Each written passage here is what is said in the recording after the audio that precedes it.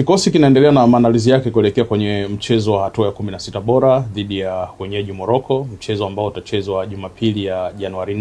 4. Baada ya mchezo wetu wa mwisho hatua ya makundi dhidi ya Tunisia, mchezo ambao ulitupa tiketi ya kuweza kufuzu kwenye hatua hiyo ya 16 bora, kikosi kilifanya mazoezi ya recover jana kwa maana ya kurejesha miili kwenye utimamu, na leo kikosi kitaendelea na maandalizi yake mengine kwa maana ya uwanjani, lakini pia na siku hizo ambazo zimebaki kuelekea mchezo, maana yake ni kwamba benchi la ufundi litaendelea sasa kuendelea kufanya maandalizi ya kimbinu pamoja na mambo mengine. Hali ya wachezaji iko vizuri ukiondoa wale ambao ni majeruhi kwa maana ya Yakubu Suleiman,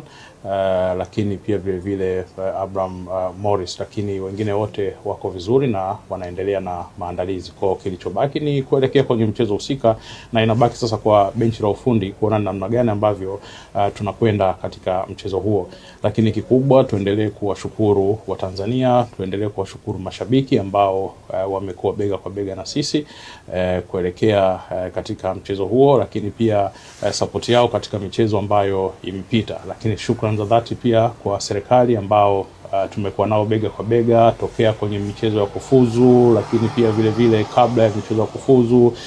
wakati wa maandalizi kwa maana camp pale Misri, lakini mpaka sasa pia wakati tunaendelea na mashindano tukiendelea kushirikiana bega kwa bega. Kwa hiyo ni waombe wa Tanzania